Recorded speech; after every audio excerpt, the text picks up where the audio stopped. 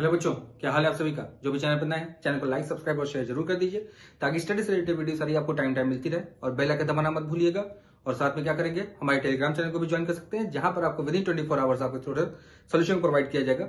और हमारे नए इनिशिएटिव जो हमने वेबसाइट लॉन्च किया अपना वेबसाइट learn2.xyz, वहां पर जाकर आप सैंपल पेपर्स को भी सॉल्व कर सकते हैं। उसमें भी कोई डाउट होता है तो आप हमसे उसको भी पूछ सकते हैं कमेंट करके, या टेलीग्राम चैनल के थ्रू भी पूछ सकते हैं हमसे। हम लोग कोऑर्डिनेट ज्योमेट्री जो कर रहे थे, कोऑर्डिनेट ज्योमेट्री में हमने स्ट्रेट लाइन को पूरा कंप्लीट कर लिया था। उसमें कुछ टॉपिक ये थे जो सिलेबस में नहीं भी थे हमारे, तो भी मैंने उसको कवर कर दिया, क्योंकि जो आप 11th में जितनी चीजें हैं सब कुछ जानना जरूरी होता है। ठीक है, तो कुछ टॉपिक जो थे नहीं थे वो भी मैंने कवर किया, लेकिन अगर आप सिलेबस के अकॉर्डिंग पढ़ेंगे तो उसको आप छोड़ भी सकते हैं। फिर आते हैं हम लोग सर्कल्स पे। नया टॉपिक हमारे पास है सर्कल्स। सर्कल्स में हम लोग के पास क्या क्या है। सर्कल आप कहेंगे सर हम लोग तो क्लास 10th में पूरा पढ़कर आए हुए हैं, पूरा अच्छे से सर्कल हमने पढ़ा, तो क्या हम सर्कल में क्या बच गया।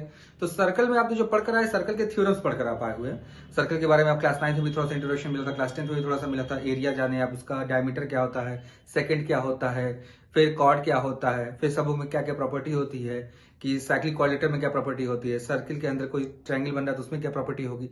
ये सब चीज आप डिटेल में पढ़कर आ चुके हैं। ठीक है, लेकिन आपको ये कभी नहीं बताया कि सर्कल जो एक फिगर है उसका एक इक्वेशन भी हो सकता है। ठीक है, तो वो आपके पास अब आ रहा है क्लास 11 में, कि जो सर्कल है उसका इक्वेशन क्या हो सकता है। जैसे इक्वेशन ऑफ स्ट्रेट लाइन आपने पढ़ा था, वैसे हम लोग इक्वेशन ऑफ सर्कल भी पढ़ेंगे।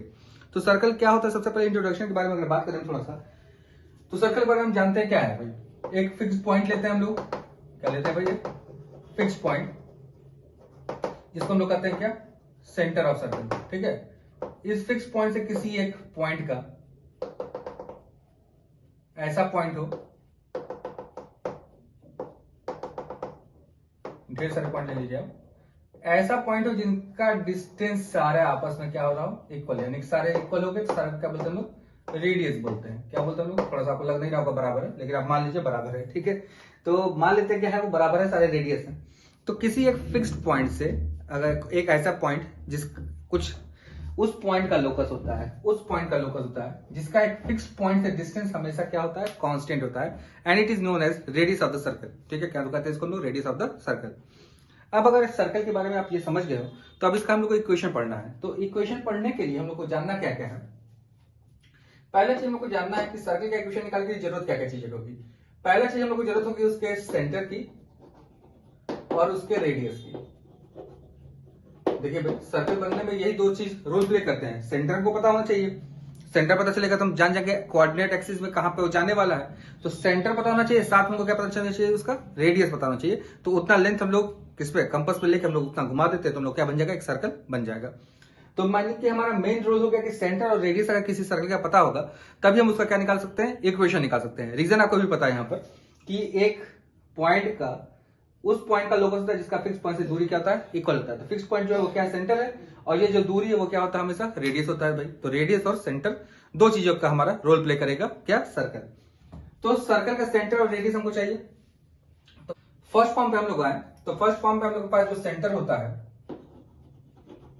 उसको मान लेते हैं एट ओरिजिन, और रेडियस मान लेते हैं ए यूनिट, या आर भी आप बोल सकते हैं, स्मॉल आर।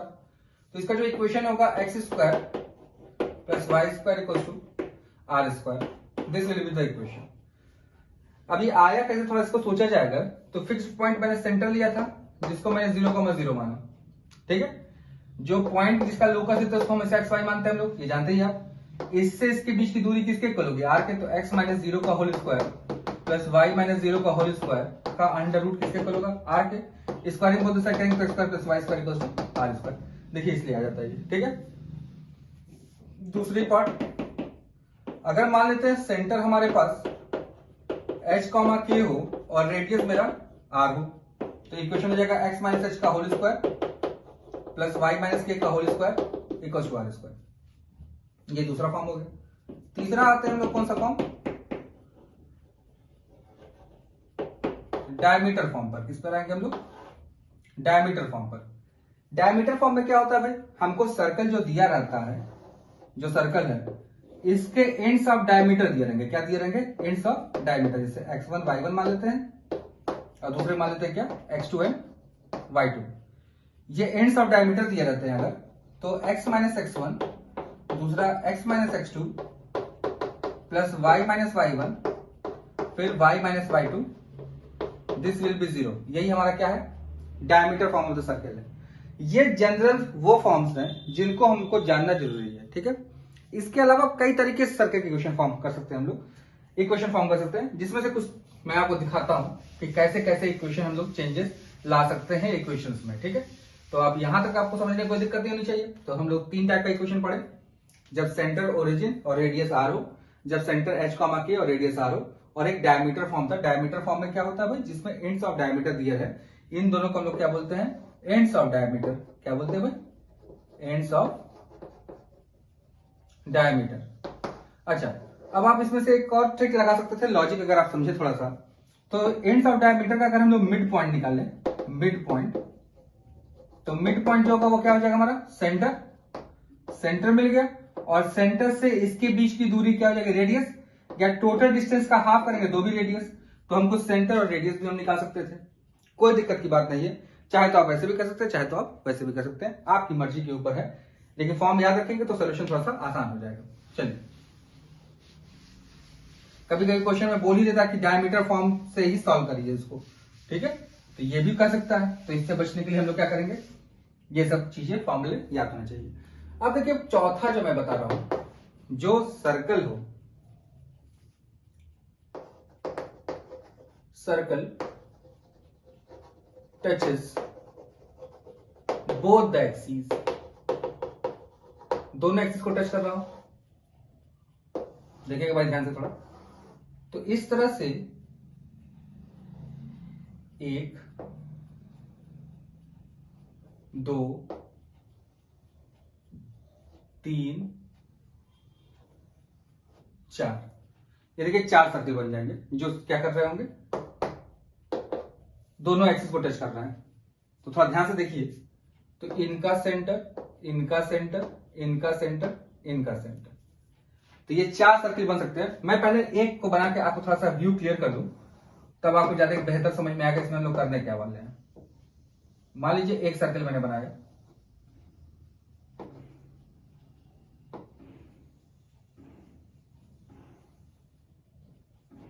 ठीक है। अब देखिएगा ध्यान से, ये सेंटर हुआ, सेंटर आपको मान लीजिए एच कॉमा के आप ले लेते हैं। तो आपको पता है सर्कल सिमेट्रिकल फिगर होता है, तो ये लेंथ और ये लेंथ आपस में क्या होंगे, बराबर, क्योंकि भाई क्या है, रेडियस, दोनों क्या है मेरे, रेडियस है, रेडियस। तो अगर इस पॉइंट का कोऑर्डिनेट मुझे लिखना होगा, तो इस पॉइंट का कोऑर्डिनेट क्या आएगा, देखिए थोड़ा ध्यान से, एच कॉमा के की जगह क्या आएगा, आर कॉमा आर। यानी कि अगर सर्कल दोनों एक्सिस को टच कर रहा होगा, तो जो रेडियस होता है वही क्या बन जाता है, कोऑर्डिनेट ऑफ द सेंटर बन जाता है भाई। तो इस बेसिस पर यहां पर जो कोऑर्डिनेट आएगा आर कॉमा आर आएगा, यहां पे माइनस आर कॉमा आर आएगा, यहां पे कितना आएगा, minus r comma minus r, और यहां पे कितना आएगा, आर कॉमा माइनस आर, और सबों का रेडियस आर ही होगा। तो अगर एक इक्वेशन हमको निकालना हो तो ये हो जाएगा एक्स माइनस आर का whole square plus y minus r का होल स्क्वायर।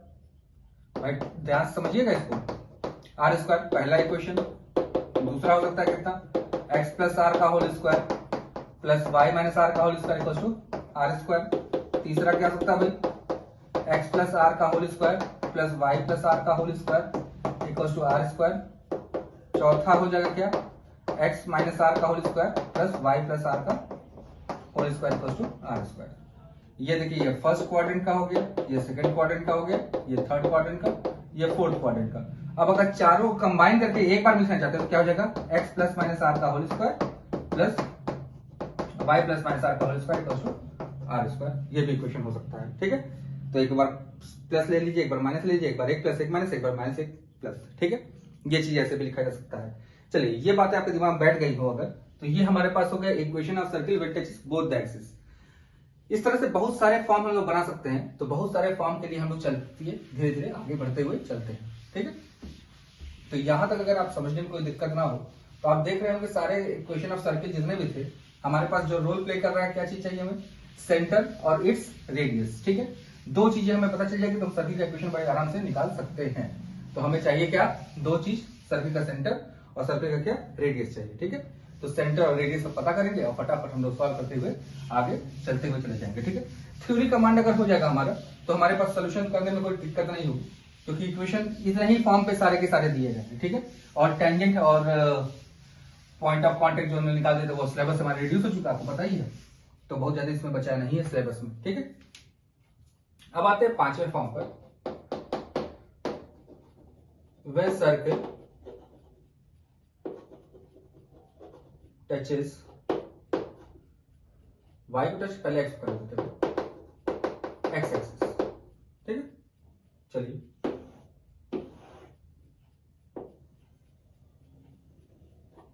मैं एक फिगर बना देता हूं, फिर सबके लिए मैं आपको समझा दूंगा, ठीक है। चलिए अब इसका सेंटर है ये रेडियस है, इसका सेंटर अगर मैं मान लेता हूं h कॉमा के, तो आपको पता है ये हाइट k है और यही क्या है रेडियस, यानी कि ये जो होगा क्या हो जाएगा मेरा r। यानी कि अगर सर्कल x एक्सिस को टच करता है तो जो रेडियस होगा वो y coordinate of the centre होगा, या y coordinate of the centre is radius of the circle, ठीक है। दोनों बातें बोल सकते हैं, कोई भी एक ही चीज है दोनों, या तो रेडियस को हम लोग y कोऑर्डिनेट बोल सकते हैं या तो y कोऑर्डिनेट को रेडियस बोल सकते हैं। तो यानी कि अगर इसका इक्वेशन निकालना हो हमें तो हो जाएगा x माइनस एच का whole square plus y minus r का whole square equal to r square. अब देखना ध्यान से, ये अगर नीचे आ जाएगा तो सेम है, लेकिन h कॉमा कितना हो जाएगा माइनस आर। सेम ही सर्किल यहां भी जा सकता है, सेम ही सर्किल यहां भी जा सकता है, तो चारों आप क्वाड्रेंट के लिए बना सकते हैं, कोई दिक्कत की बात नहीं। प्लस माइनस के हिसाब से अपने सेटिंग कर लीजिए, बस आपको याद रखना है क्या कि जो रेडियस होगा वही y coordinate of the centre होगा, ठीक है। चलिए अब छठे फॉर्म पर आते हैं भाई। छठा फॉर्म क्या होगा भाई, इसी का उल्टा, when circle touches y axis, किसको टच कर रहा है, खाली y एक्सिस को, y एक्सिस को टच करेगा अगर सर्कल, किसको टच कर रहा है भाई, y एक्सिस को अगर टच कर रहा है तो देखिए कैसे बनेगा ये x एक्सिस y एक्सिस, ये देखिएगा थोड़ा ध्यान से भाई, y एक्सिस को टच किया। अब इसका सेंटर मान लीजिए मैंने h कॉमा k ले लिया और रेडियस r, तो ये लेंथ जो होगा ये क्या होगा h होगा, यानी कि h इक्वल टू किसके हो जाएगा r के। यानी कि सर्कल y एक्सिस को टच कर रहा है तो जो रेडियस होगा वो x कोऑर्डिनेट के बराबर होगा, तो x माइनस आर का whole square plus y minus k का whole square equal to r square हो जाएगा, यानी कि h की जगह कितना आ जाएगा मेरा r आ जाएगा। ये हो गया आपके पास छठे टाइप का। सातवें टाइप पर अगर हम लोग आते हैं कि अब क्या बच गया हमारे पास, सर्कल अब जो है दोनों कोऑर्डिनेट एक्सिस पर इंटरसेप्ट कट करते हुए जाए, ठीक है। Circle cuts intercept on axis, तो देखिए भाई थोड़ा ध्यान से,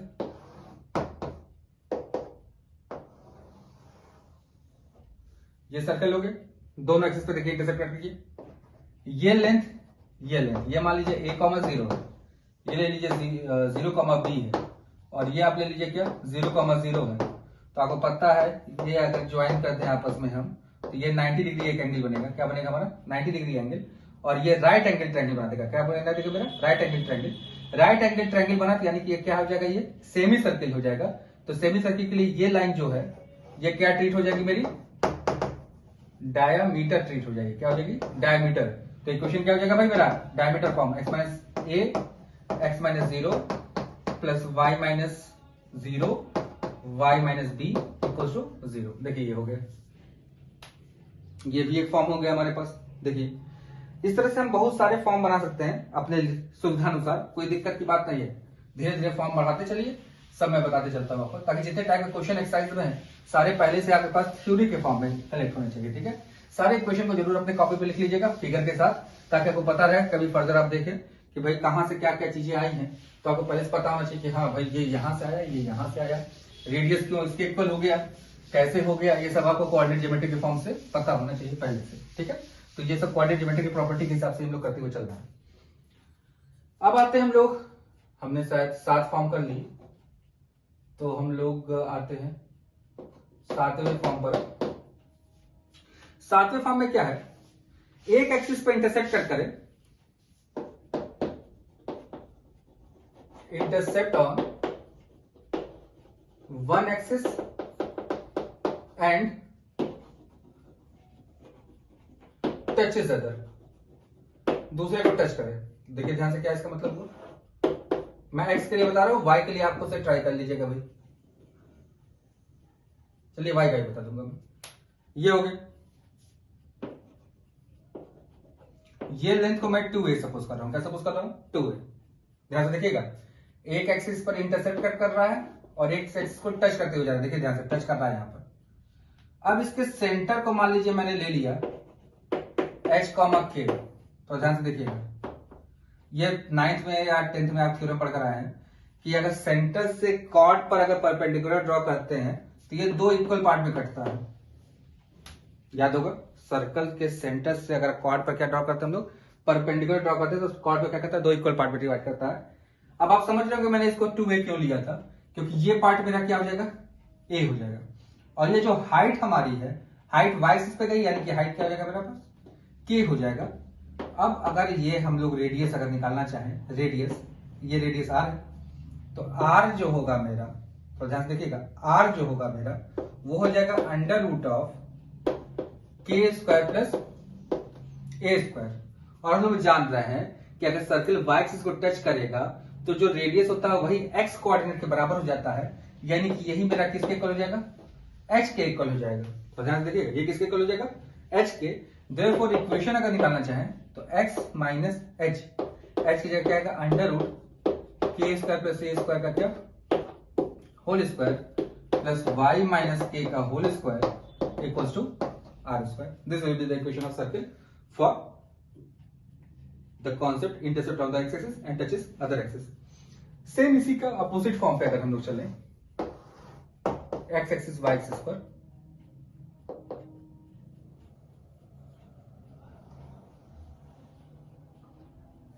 ये देखिए ये सर्किल हो जाए। फिर से देखिए, इसको मैंने 2a मान लिया, सर्किल के सेंटर से मैंने फिर से इस पर परपेंडिकुलर ड्रॉ किया, तो इसके सेंटर को मैंने h, k लिया है भाई। ये हमारे पास रेडियस हो गया, ये a हो गया, ये हमारे पास क्या हो गया, h हो गया। तो यहां से r स्क्वायर जो होगा ये आ जाएगा कितना, a square plus h square.